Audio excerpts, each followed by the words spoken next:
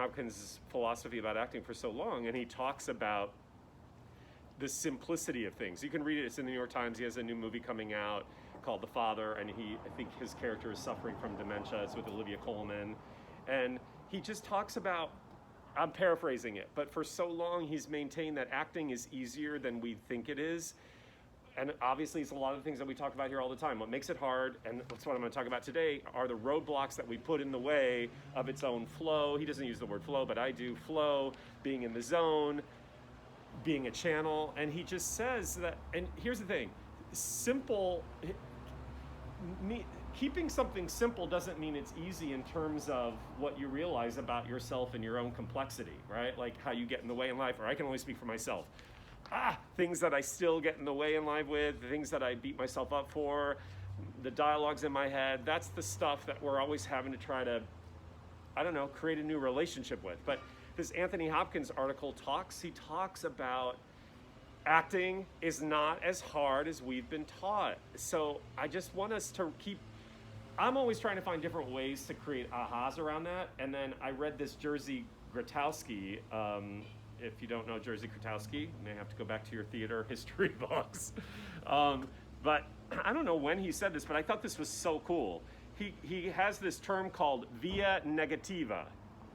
Not sure what that means, like in Latin or Spanish. Does anybody know? But it's pretty awesome because he refers to this concept as not a collection of skills, but an eradication of blocks. So here's Jerzey Grotowski, who was teaching, he was a theater director and a teacher and really moving the art form ahead of its time back in, I think, the 50s.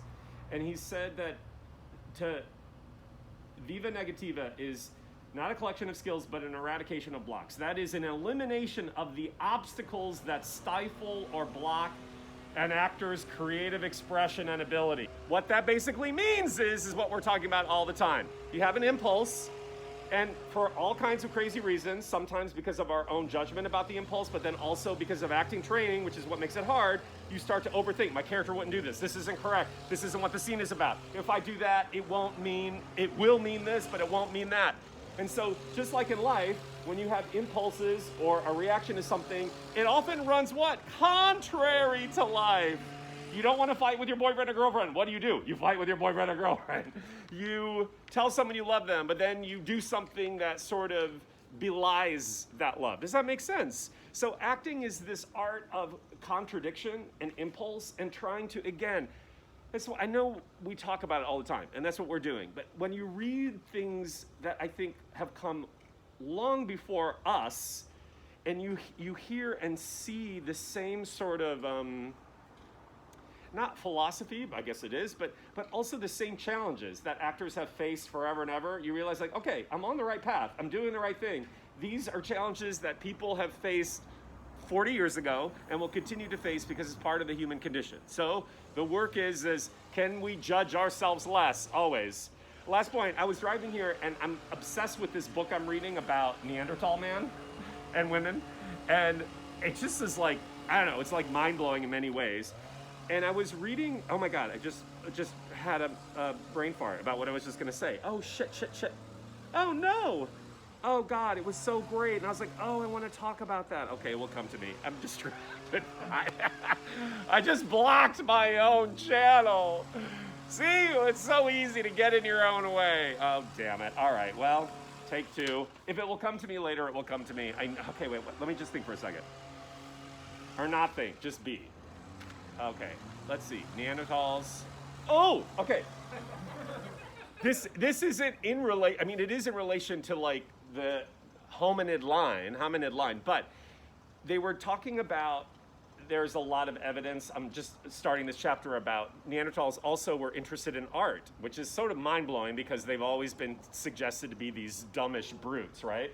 But they're actually artistic and creative. And then they were talking about with chimpanzees, they've done tests where chimpanzees also engage in art, which is mind-blowing. If you give them paints and a canvas, they stay within the canvas. They're interested in, I think she said, symmetrical lines, color. But here was the amazing thing about it. I was like, oh my God, they are only interested in the process. What? the process. Once they're done with the thing, they lose interest. Isn't that amazing?